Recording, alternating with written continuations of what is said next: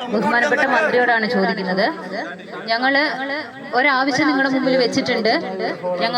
ഞങ്ങളുടെ ആദിവാസി ജനസമൂഹത്തിന് ഇനിയുള്ള വരും കാലങ്ങളിൽ ഒരു മരണം പോലും ആർളം ഫാമില് ഉണ്ടാകാൻ പാടില്ല എന്ന് ഒരു പേപ്പറിൽ എഴുതി ഒപ്പിട്ട് തരാനാണ് ഞങ്ങൾ ആവശ്യപ്പെട്ടത്. അല്ല, ഞങ്ങൾക്ക് വേണ്ടത് നിങ്ങൾ തീരുമാനമെടുത്ത കണക്കിന്റെയോ അല്ലെ പണിയുടേതോ ജോലി കൊടുക്കുന്നവരുടെയോ കണക്കല്ല ഞങ്ങൾക്ക് വേണ്ടത്. ഞങ്ങൾക്ക് ഇത് ചെയ്ത് തരാൻ പറ്റും എന്നുള്ള ഒരു ഉറപ്പാണ് ഞങ്ങൾക്ക് വേണ്ടത്. അല്ലാതെ നിങ്ങളുടെ മിനിറ്റ്സിന്റെ കോപ്പി ഒന്നും നമുക്ക് ആവശ്യമില്ല. നിങ്ങൾ ആർക്ക് പണി കൊടുത്തു പോലും, എവിടെ ചെയ്തു പോലും, എവിടെ കൊടുത്തു പോലും അതൊന്നും നമുക്കറിയണ്ട. RRT ടീമിനെ ഇനി നിങ്ങൾ എന്തിനാ RRT ടീമിനെ വെച്ച് വാഴിക്കുന്നത്? ഇന്നലെ 24 മണിക്കൂറായിട്ട് ഈ ബോഡി ഇവിടെ കിടക്കുന്നു. ഒരാള് നിങ്ങളുടെ വനം വകുപ്പിൽപ്പെട്ട ഒരാള് ഇവിടെ വന്നിരുന്നെങ്കിൽ ഞങ്ങൾക്ക് ഇത്രയും രോഷം ഇവിടെ ഉണ്ടാവില്ലായിരുന്നു. ഒരാള് പോലും ഒന്നിനൊന്ന് എത്തി നോക്കാൻ പോലും ഒരാൾ ഈ നിമിഷം വരെ എത്തിയിട്ടില്ല. എന്തിനാണ് മാസം RRTക്കാർക്ക് ശമ്പളം എന്ന് പറഞ്ഞ് സർക്കാരിന്റെ ഖജനാവിന് എടുത്ത് കൊടുക്കുന്നത്? അത് ഈ സാധാരണക്കാർക്ക് കൊടുക്ക്. ഇവരോടിക്കുവാന് ഞങ്ങൾ ആദിവാസികൾ ഓടിച്ചോളാന് RRTക്കാരുടെ ഒരു സേവനം വേണ്ട. ഞങ്ങൾക്ക് ഇനി ഒരു RRTക്കാരുടെ ഒരു സേവനം വേണ്ട. ഒന്നിൽ കൂടുതൽ RRTക്കാർ വേണ്ട.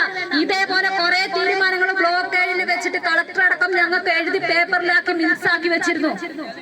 എന്തൊക്കെ കാര്യങ്ങളാണ് പറഞ്ഞതെന്നറിയാം? അടിക്കാട് വെട്ടാം. 3 മാസം കൂടുമ്പോൾ ആർളം ഫാമിലെ എല്ലാ ബ്ലോക്കിലെയും അടിക്കാടുകൾ വെട്ടിത്തെളിച്ചു തരും. അതുപോലെ 3 വണ്ടി പെട്രോളിങ്ങിനായിട്ട് നിങ്ങൾക്ക് ആർളം ഫാമിലി രാവും പകലും പെട്രോളിംഗ് നടത്തും. ബാക്കിയുള്ള ആർളം ഫാമില് ജീവിക്കാൻ വേണ്ട എല്ലാ കാര്യങ്ങളും ഞങ്ങൾ നടത്തി തരാം എന്ന് പറഞ്ഞൊരു മിനിറ്റ്സ് കളക്ടറിന്റെ ഓഫീസിൽ ഇരിപ്പുണ്ട്. നിങ്ങൾക്ക് ഞാൻ പറയുന്ന സംശയമാണെങ്കിൽ നിങ്ങൾ അത് അന്വേഷിച്ച് നോക്കൂ, നിങ്ങൾക്ക് അറിയാൻ പറ്റും. അതുപോലെ 10-35 ആൾക്കാർക്ക് RRT കാട് വെട്ടിത്തെളിക്കാൻ ആ സമയത്ത് ട്രെയിനിങ് കൊടുത്തു. സർക്കാരിന്റെ ഖജനാവെന്ന ട്രെയിനിങ് പൈസ എടുത്ത് ട്രെയിനിങ് കൊടുത്തു, മെഷീൻസ് കൊടുത്തു. 10-35 ആളെ എടുത്തു. ആ ഒരു 2 മാസം അവർക്ക് പണി കൊടുത്തു.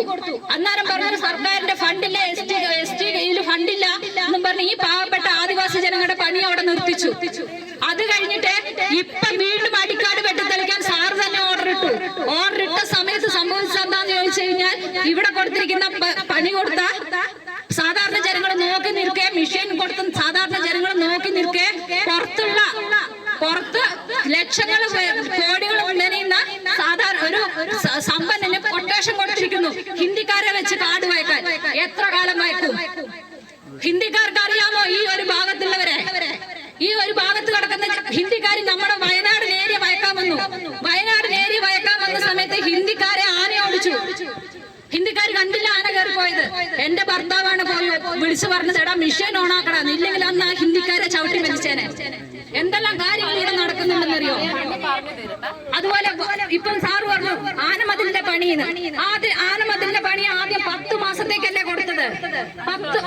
10 മാസത്തേക്ക് കൊടുത്ത പണി ഇപ്പൊ 5 വർഷമായി. എവിടെ പോയില്ലേ ഈ അതെടുത്ത കൺസ്ട്രക്ഷൻ വർക്കുകാര്? ഇനിയും അവർക്ക് തന്നെയാണോ നിങ്ങൾ ഇനിയും പണി കൊടുക്കാൻ പോകുന്നത്? അവരുടെ പേരിലെടുക്ക് ഈ 2 ജീവൻ പോയതിന്റെ കേസ് അവർക്ക് കൊടുക്ക്, അവരുടെ പേരിലെടുക്ക്. കാരണം അവർ ആ പണി കൃത്യമായും സത്യസന്ധമായും ചെയ്തിരുന്നെങ്കിൽ ഞങ്ങൾ 2 ബോഡി ഈ വഴിയിൽ വെട്ടി സാറിനെ ഈ പാതിരാത്രിക്ക് ഇവിടെ വിളിച്ചു വരുന്ന ആവശ്യം വരില്ലായിരുന്നു. അറിയാമോ? ഇത്രയൊക്കെ പ്രശ്നങ്ങൾ ഇനിയുണ്ട്. ഞാൻ പറയുന്നത് ചുരുക്കം ജനത, ഇവിടെ ഇരിക്കുന്ന ജനതകൾക്ക് പല കാര്യങ്ങളും പറയാനുണ്ട്, സാറിനെ അറിയിക്കാനുണ്ട്. അറിയാം, അത് കേട്ട് കഴിഞ്ഞാൽ സാറിന് വിഷമമായി, സാർ ഇവിടെ നിൽക്കില്ല. സാറിന് ഈ ഉന്നതന്മാരും ഈ ഉദ്യോഗസ്ഥന്മാരും പറയുന്ന ഒരു അറിവ് മാത്രമേ ഉള്ളൂ ആർളം ഫാം എന്താണെന്ന്. പക്ഷെ ഒരു സാധാരണക്കാരോട് ചോദിച്ചു നോക്കും ആർളം ഫാം എന്താണ്,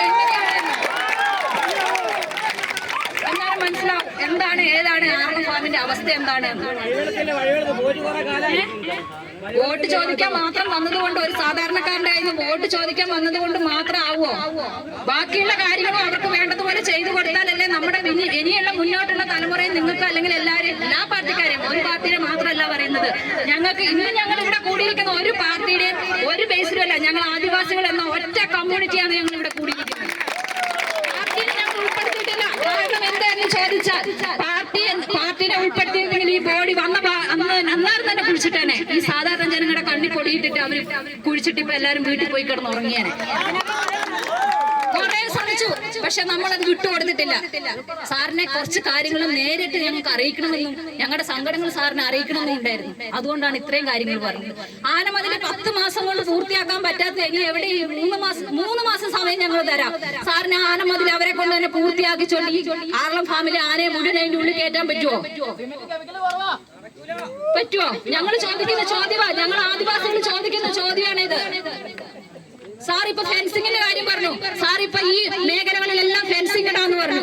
ആ ഫെൻസിങ് ഇട്ട് കഴിഞ്ഞാൽ ഈ ആനമതിലിന്റെ പണി ഇനി എഴുതി നീങ്ങൂലേ? ഫെൻസിങ് ഇട്ടിട്ടുണ്ടല്ലോ, ആദിവാസികളുടെ ഇടം മുഴുവൻ ഫെൻസിങ് ഇട്ടിട്ടുണ്ടല്ലോ. ഇനി എന്താണ് അവർക്ക് ആനമതിലെ നീ കോൺട്രാക്ട് വരെ ചിന്തിക്കില്ലേ? അതുകൊണ്ട് ഇനി ആ കോൺട്രാക്ട് വരെ വെച്ചിട്ട് നമുക്ക് ഫെൻസിങ് വേണ്ട, കൃത്യമായും സത്യസന്ധമായും പണിയെടുക്കുന്ന, അഴിമതി ഇല്ലാതെ പണിയെടുക്കുന്ന ഒരു കോൺട്രാക്ടറെ വെച്ചുകൊണ്ട്